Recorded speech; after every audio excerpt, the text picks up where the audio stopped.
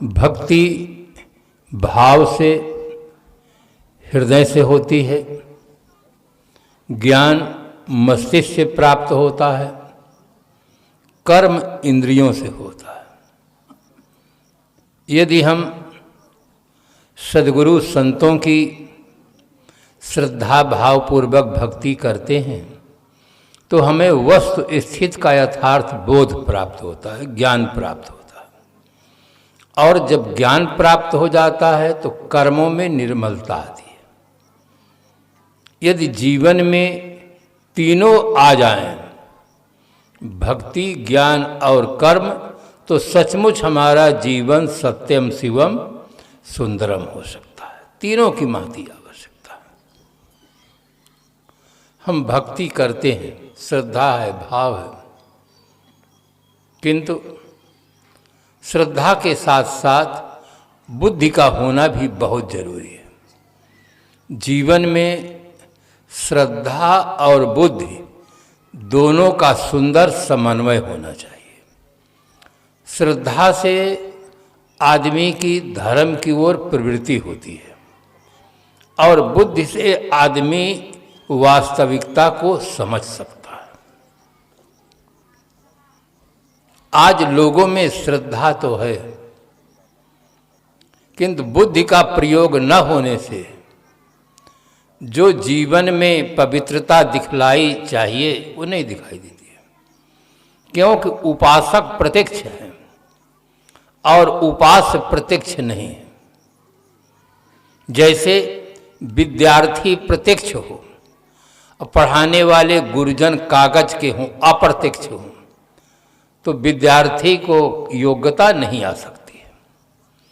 रोगी प्रत्यक्ष हो और डॉक्टर अप्रत्यक्ष हो, कागज का हो, तो कभी ऑपरेशन या इलाज सही ढंग से नहीं हो सकता।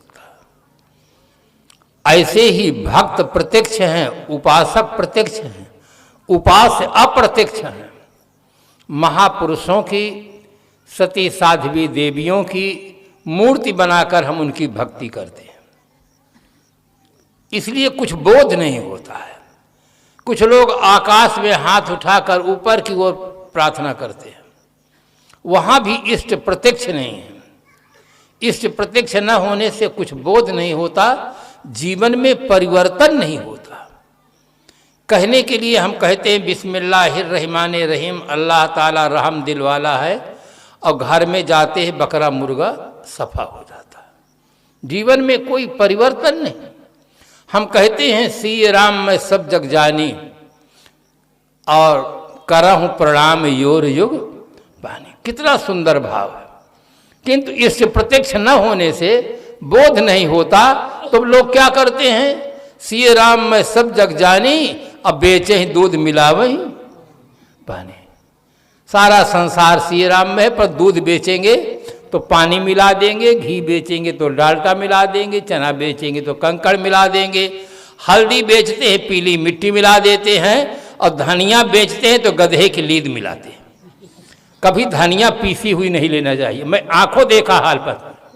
एक व्यक्ति से मैं पूछा, वो कूट रहा था गधे की लीद, मुझे बड़ा आश्चर्य। मैंने कहा इसको क्या करोगे? साफ साफ बता दिया कि इसको धनिया में मिलाया जाता है, पीसी हुई धनिया में। कैसा आदमी का दिमाग हो गया है। सब चीज़ों में एक तरफ कहता है मुहिमा तोहिमा खड़क खंगमा, जहाँ देखो तो राम। शब्द खड़क और खंभा में उसको राम दिखाई देता है, किंतु आदमी में राम नहीं दिखाई देता। इष्ट प्रत्यक्ष न होने से व्यक्ति को बोध नहीं होता है। इसलिए सदगुरु कबीर साहब ने एक बहुत बड़ी क्रांति की। कबीरन भक्त बिगारिया कंकर पत्थर धोए, अंतर में विसराग के अमृत डारे खो।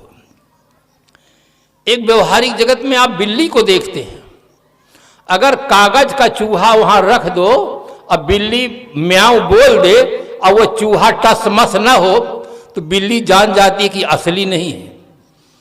असली चूहा में क्या दम है कि अगर मैं म्याऊं बोल दूं तो ये बैठा रहे, हिले डुले नहीं। बिल्ली जान जाती कि असली नहीं, ये नकली है, तो बिल्ली उस पर कभी झपट्टा नहीं मारती है। और ये बुद्धिजीवी कहलाने वाला आदमी ये असली और नकली नहीं जान पाता कि असलिया कि नकलिया। सच्ची घटना गुजरात की है। एक व्यक्ति कबीर पंथ का घोर विरोधी था। मेरा कार्यक्रम हुआ, उसमें खंडनात्मक कोई चर्चा नहीं हुई। मैंने कहा जिनको प्रश्न करना हो आश्रम में आकर पूछे। आश्रम में वो व्यक्ति आया और पूछा कि कबीर पंथ में मूर्ति पूजा मान्य है या नहीं। मैंने कहा कुछ लोग मानते हैं, कबीर साहब की मूर्ति बनाकर पूजा करते हैं, कबीर साहब के साथ साथ मंदिर में हनुमान जी की भी मूर्ति रखते हैं, राम जी की भी मूर्ति रखते हैं, भगवान विष्णु की भी मूर्ति रखते हैं। तो आधा दर्द तो उसका वैसे समाप्त हो गया कि इसमें भी मूर्ति पूजा मानते हैं। वो कट्टर मूर्ति पूजक था और इतनी मूर्ति बना रखा था कि एक तीर्थ स्थान जैसे खड़ा किया। पैसा बहुत था, श्रद्धा भी बहुत थी, किंतु समझ ठीक नहीं थी। तो आधा तो वैसे समाप्त हुआ। फिर मैंने पूछा कि अच्छा एक बात ईमानदारी से बताइए, आपके 2 बच्चे हो, एक बच्चा आपकी मूर्ति बनाकर पूजा करता हो, आरती करता हो, भोग लगाता हो, सब कुछ करता हो, अब आपकी कुछ भी नहीं करता है, आपकी मूर्ति की करता है, आपकी कुछ नहीं करता। और एक बच्चा ऐसा है जो आपको ही स्नान कराता है, आपको भोग लगाता है, आपकी पूजा करता है। तो ईमानदारी से बताइए अपनी संपत्ति का उत्तराधिकारी किसको बनाएंगे? उसने कहा जो मेरी करता है उसको करेंगे। मैंने कहा जो आपकी मूर्ति को करता है तो आपकी मूर्ति की पूजा आपकी पूजा नहीं है? कहा बिल्कुल नहीं है। मैंने कहा इसी वाले में हम लोग भी हैं। इतना खुश हुआ, इतना उसको बोध हो गया, दूसरे दिन वो भंडारा दिया। कहा हमारे यहाँ भंडारा होना चाहिए। उसके मित्रों ने कहा साहब ये तो घोर विरोधी था, ये आप लोगों को भंडारा कैसे दी? मैंने कहा इसी से पूछिए, इसके भीतर ऐसा बोध हुआ कि मूर्ति की पूजा अपनी पूजा नहीं, असली पूजा नहीं है, वो मूर्ति की पूजा है। हनुमान जी की मूर्ति की पूजा हनुमान जी की पूजा नहीं है।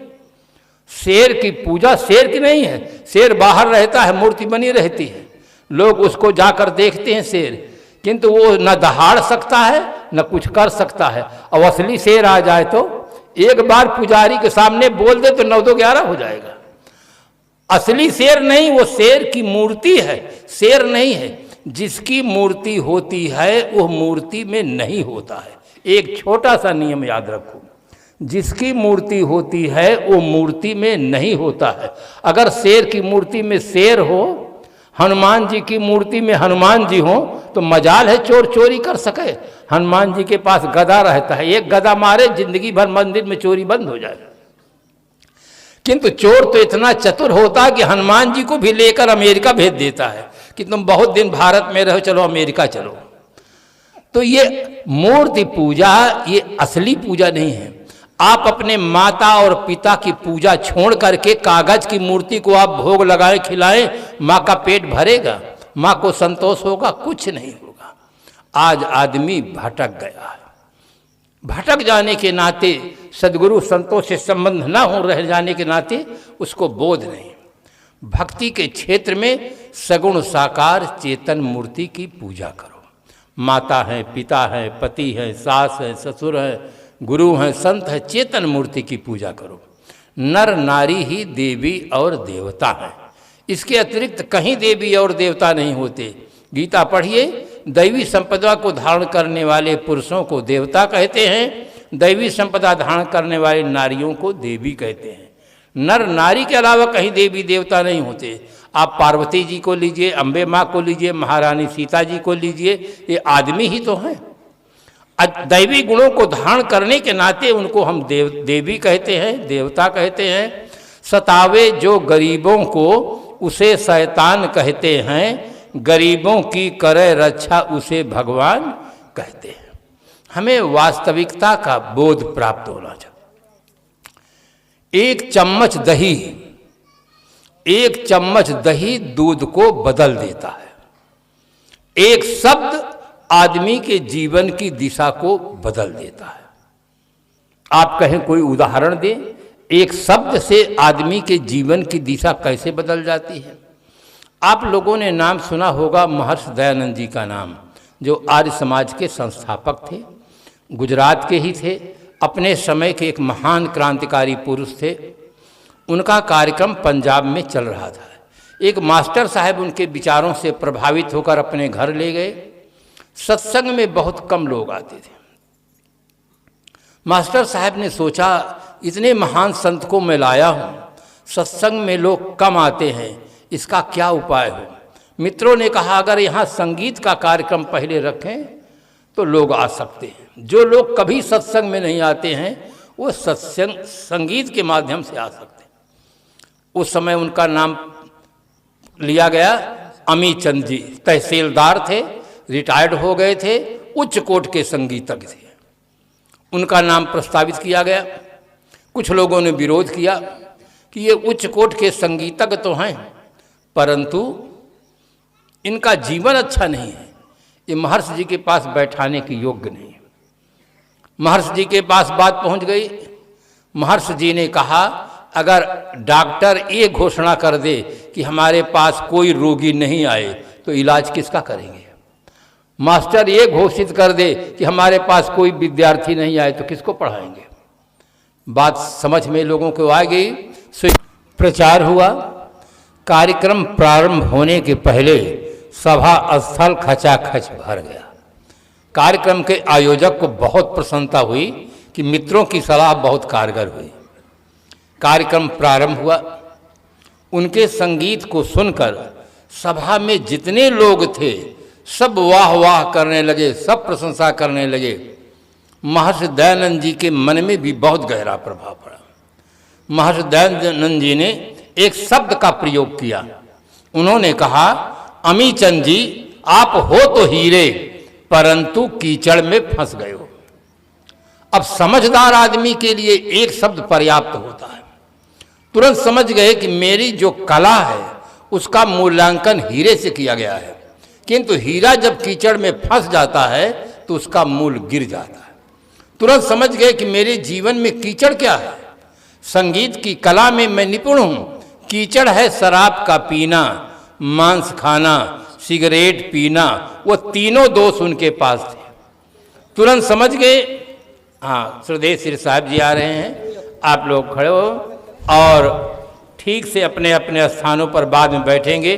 बीच में जगह नहीं छोड़ेंगे जिससे आने वाले सज्जनों को, देवियों को जगह मिल जाए। शांत चित्त से बैठे। महर्षि दयानंद जी ने अमी चंद जी की प्रशंसा में एक शब्द का प्रयोग किया। उन्होंने कहा, अमी चंद जी, आप हो तो हीरे परंतु कीचड़ में फंस गए हो।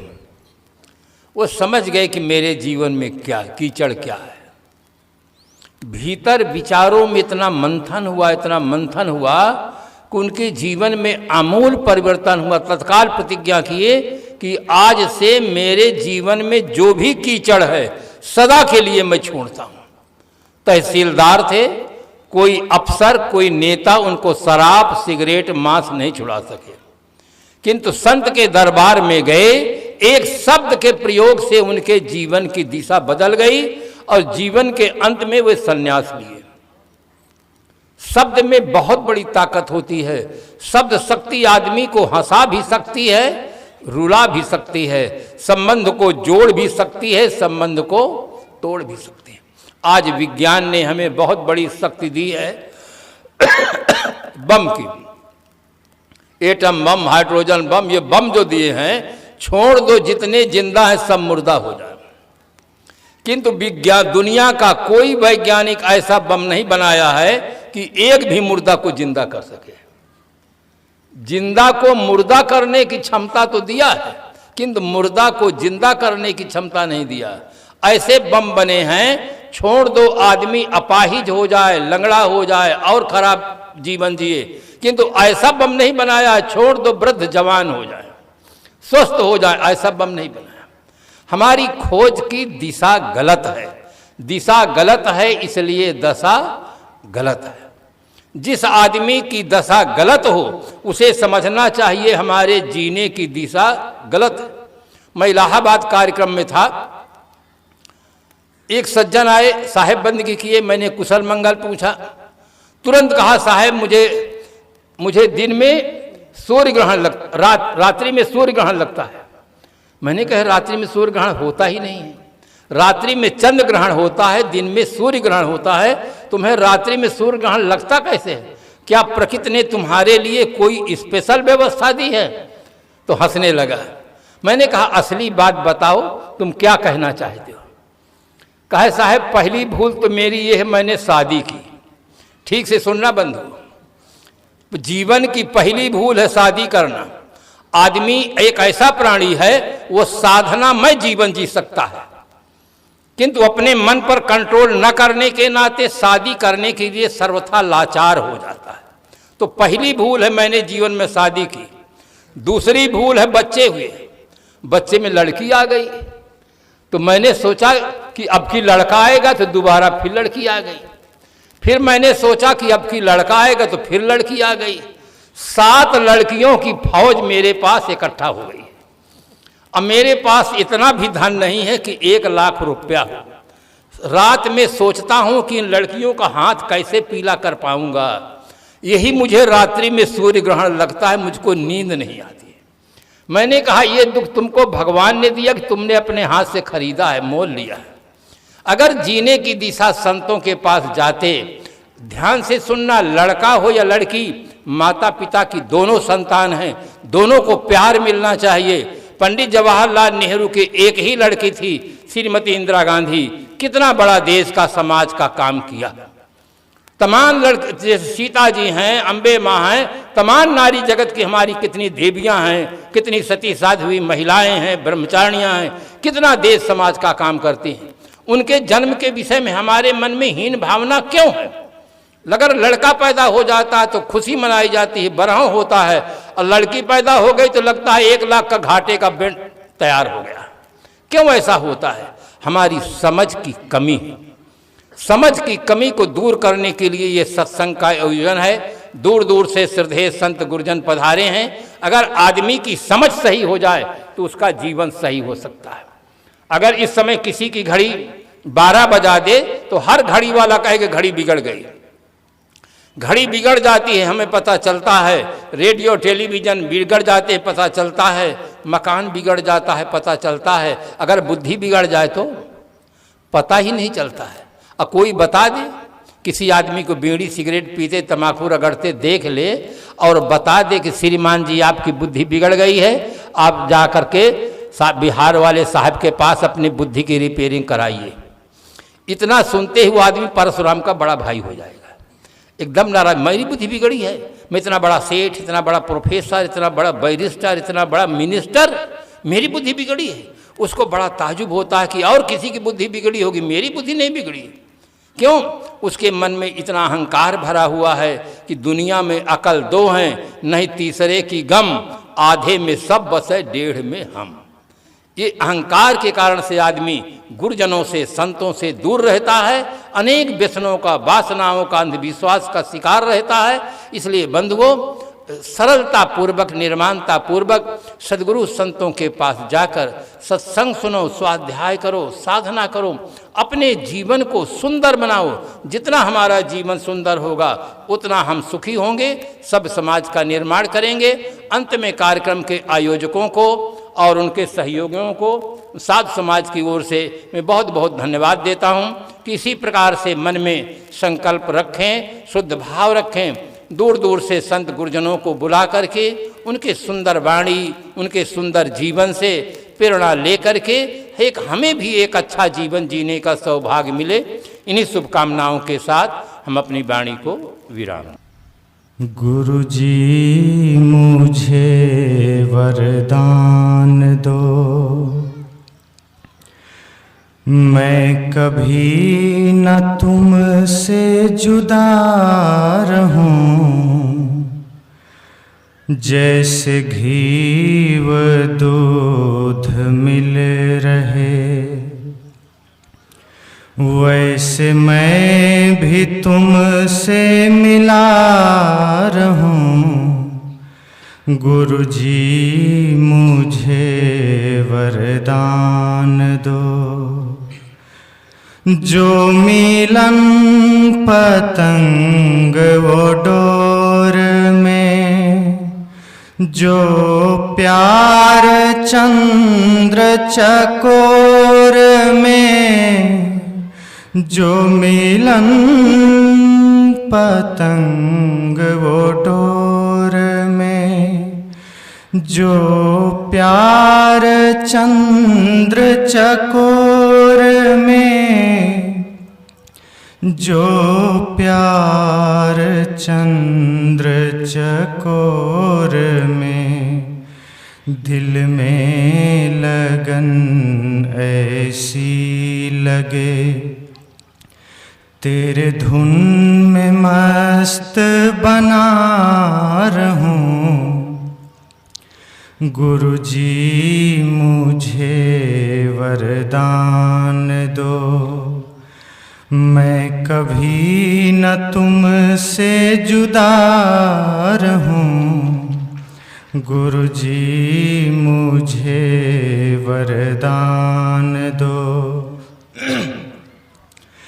जो सुमन सुगंध का मेल है, जैसे तन वो प्राण का खेल है। जो सुमन सुगंध का मेल है, जैसे तन वो प्राण का खेल है। जैसे तन वो प्राण का खेल है। हर हाल में, हर काल में, हर हाल में, हर काल में, तेरे रंग में ही रंगा करूं। गुरुजी मुझे वरदान दो, मैं कभी न तुमसे जुदा रहूं। प्रभु जी मुझे वरदान दो। तेरी वंदना मेरा कर्म हो, मेरी साधना मेरा धर्म हो। तेरी वंदना मेरा कर्म हो, मेरी साधना मेरा धर्म हो। मेरी साधना मेरा धर्म हो। मेरा देवता मेरे पास हो, मेरा देवता मेरे पास हो। मैं उपासना में जुटा रहूं। गुरुजी मुझे वरदान दो, मैं कभी न तुमसे जुदा रहूं। प्रभु जी मुझे वरदान दो। मेरे दिल में प्यार की प्यास है, मेरा आसरा मेरी आस है।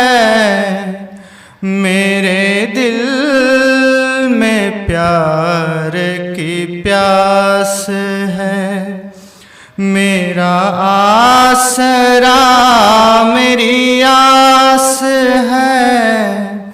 मेरा आसरा मेरी आस है।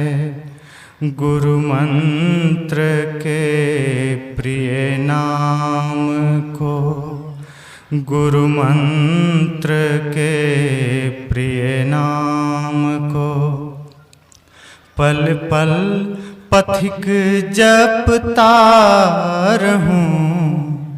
गुरुजी मुझे वरदान दो, मैं कभी न तुमसे जुदा रहूं, जैसे घी व दूध मिले रहे, वैसे मैं भी तुमसे मिला रहूं। गुरु जी मुझे वरदान दो, प्रभु जी मुझे वरदान दो। सर्वप्रथम इस कार्यक्रम के समापन सत्र के प्रारंभ में आकर क्षेत्र की माननीय विधायिका और उनके साथ आए सहयोगीगण, संत गुरुजनों के गर्दन में या आगे पुष्पहार रखकर सम्मान किया है, इस मंच की ओर से उनके लिए ये शुभकामनाएं हैं कि देश समाज के लिए निरंतर वो विकास का काम करते रहें, जिससे उनकी गर्दन को आजीवन माला मिलती रहे।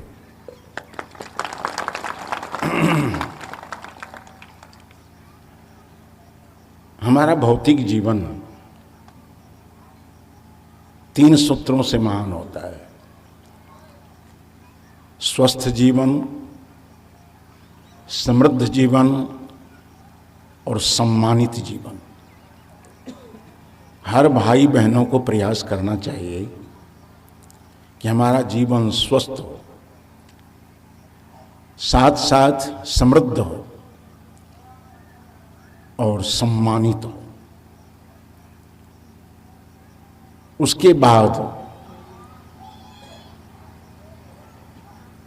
आज के प्रातःकालीन सत्र के अंत में मैंने कहा था कि सब आयोजन के समापन सत्र में जीवन का जो परम प्रयोजन है, ये सारे प्रयोजन हैं। स्वस्थ रहना प्रयोजन है, समृद्ध रहना प्रयोजन है, सम्मानित होना भी प्रयोजन है, किसी पद पर प्रतिष्ठित होना भी प्रयोजन है। लेकिन जो महाप्रयोजन है, परम प्रयोजन है, जो हमारे जीवन का चरम और परम लक्ष्य है, हमारे वेदांत दर्शन में कहा गया है, यह खलु धर्मार्थ काम मोक्षाख्येषु चतुर्विध पुरुषार्थेषु मोक्ष एव परम पुरुषार्थः न स पुनरावर्तते इत्यादि श्रुत्यातस्य नित्यत्वावधारणात्। और सारी चीजें प्रयोजन है, उस प्रयोजन को भी सही करने का दायित्व हम लोगों के पास है। वैयक्तिक जीवन को भी, पारिवारिक जीवन को, सामाजिक जीवन को भी, और साथ साथ जिस देश की धरती पर हम लोग जन्म लिए हैं, खाए हैं, खेले हैं, पढ़े हैं, लिखे हैं, आरक्षण लेकर समग्र विकास कर रहे हैं, उस देश की अखंडता, उसकी स्वाधीनता और उसकी बाह्याभ्यंतर शक्ति को अक्षुण्ण बनाए रखना, ये सब प्रयोजन के अंदर आते हैं। लेकिन जीवन का परम प्रयोजन क्या है? वह है शांति। अगर जीवन में शांति नहीं है तो संपत्ति लेकर क्या करोगे, सम्मान लेकर क्या करोगे, पद लेकर क्या करोगे, सारी उपलब्धियों को लेकर क्या करोगे यदि जीवन में शांति नहीं है तो? इस सारी उपलब्धियों का अंतिम परिणाम शांति होनी चाहिए। वो शांति क्या है? क्योंकि समापन सत्र ही नहीं है, बल्कि अब बहुत कम समय है, और कम समय में ही ये चिंतन मैं रख देना चाहता हूं सामने सूत्र रूप में कि शांति चित्त की अनुद्वेलित अवस्था है। जिस समय हमारे चित्त पर किसी प्रकार का उद्वेलन नहीं रह जाए, वही चित्त की अनुद्वेलित अवस्था को शांति कहते हैं। जहां कोई उद्वेलन नहीं रह जाए, जहां काम की उत्तेजना नहीं हो, क्रोध की उत्तेजना नहीं हो, लोभ की उत्तेजना नहीं हो, इन सारी मानसिक उत्तेजनाओं से, इस सारे मानसिक उद्वेलनों से जब हमारा जीवन मुक्त हो जाता है, वहीं शांति उतरती है जीवन में। इस जीवन के अंतिम प्रयोजन के लिए सब लोगों को प्रयास करना चाहिए। इसी में जीवन की सार्थकता है। आप इतना गौर करते हो कि जो भी प्राप्तव्य है वो सब छूट जाने वाला है। भगवान कृष्ण ने कहा था, उसको आगमा पाई। धरती पर कोई ऐसी चीज नहीं है जो मिले और छूटे ना।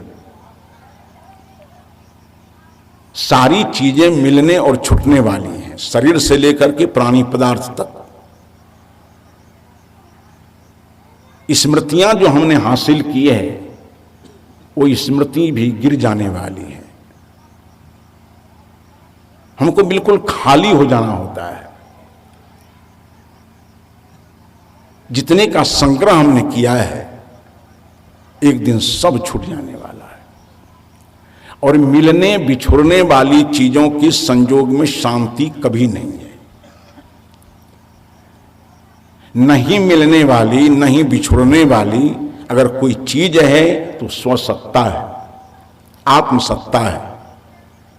भगवान कृष्ण ने भी इसके लिए संकेत किया कि अर्जुन, प्रजहाज्यदा कामान सर्वान पार्थ मनोगतान, मनोगतान सर्वान कामान जदा प्रजहाति।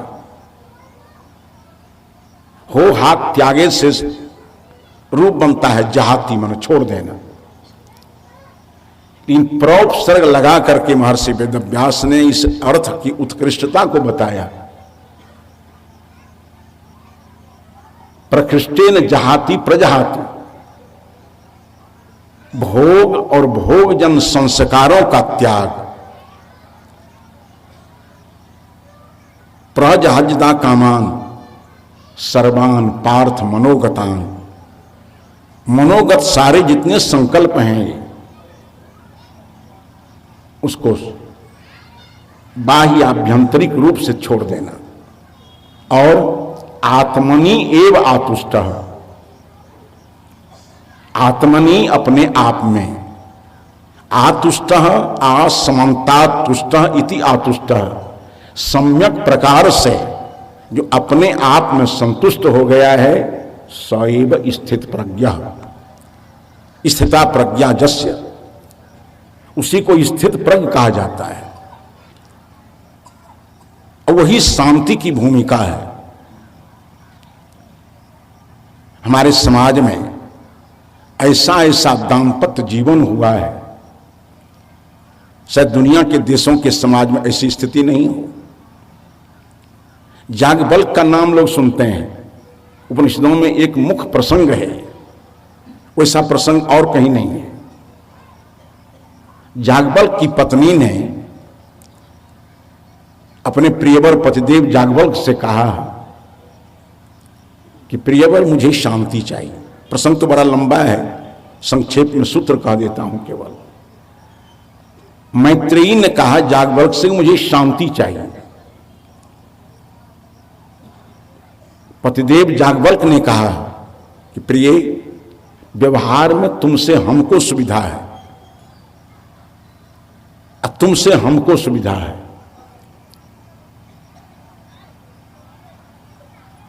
व्यवहार में तुम हमारा सहयोग कर दो, हम तुम्हारा सहयोग कर दें, व्यवहार चलेगा।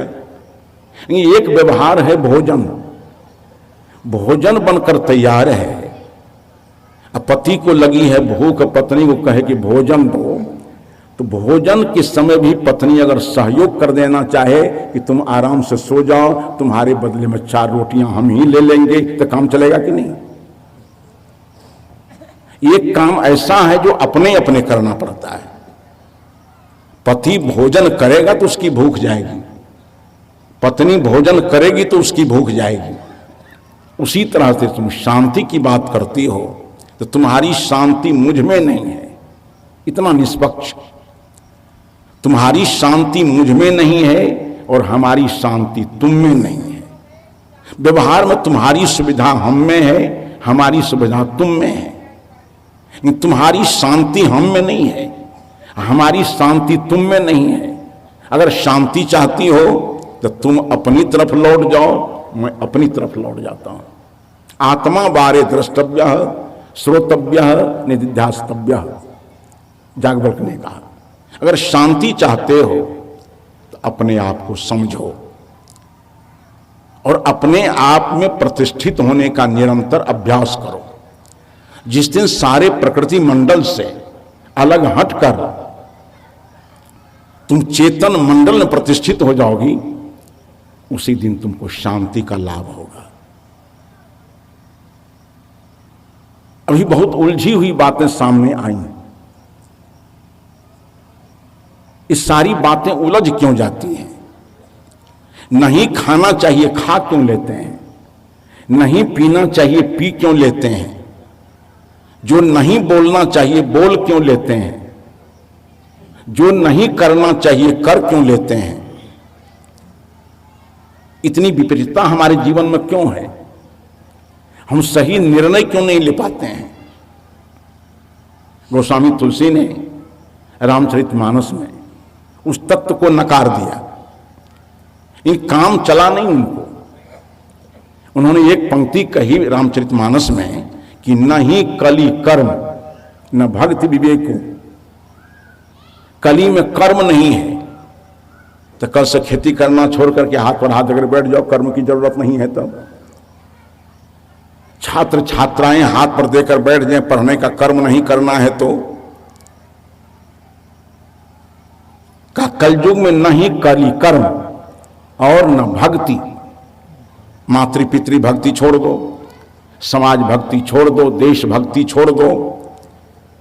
स्वस्वरूपानुसंधानम भक्ति रीत्य विधीयते, शंकराचार्य जी ने कहा अपने स्वरूप का अनुसंधान ही पारमार्थिक भक्ति है, सबको छोड़ दो। भक्ति के बिना काम तो चलेगा नहीं। उन्होंने एक पंक्ति कही कि न ही कली कर्म न भक्ति विवेक, विवेक को भी नकार दिया। कहा तब का राम नाम अवलंबन ये को। भक्ति नहीं, विवेक नहीं, कर्म नहीं, केवल राम नाम का अवलंबन। इसका परिणाम इतना भयानक होगा कि हमारा जो महाविद्यालय है बिहार में, बिल्कुल गंगा जी के तट पर स्थित है। अब राम नाम कहने से ही सब कुछ हो जाएगा तो बड़े भक्त लोग तैयार हो गए। अब तुलसी की पत्ती में श्री राम जय जय राम लिखना शुरू किया लोग, क्योंकि राम नाम कहने से सब कुछ हो जाएगा, और कर्म पर ध्यान नहीं दिया।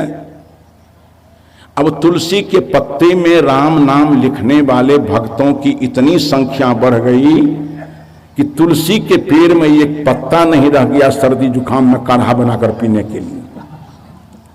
सब राम नाम लिखने में चला गया। और उसने कर्म पर ध्यान नहीं, मैं अपनी आंखों देख कर कह रहा हूं। ये तुलसी के पत्ता में श्री राम जय राम लिख करके 1100 बार, 1-2 बार नहीं।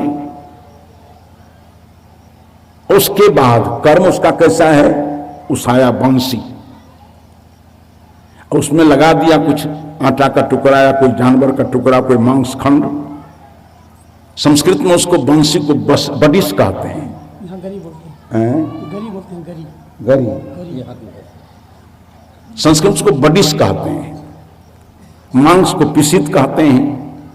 मांस के टुकड़े को उस बडिस में, वो गरीब में लगा करके गंगा मैया के गर्भ में छोड़ दिया। मछलियां घूमती घूमती उस बडिस को पकड़ लेती हैं, बेरहमी से खींच करके तट पर ले आता है।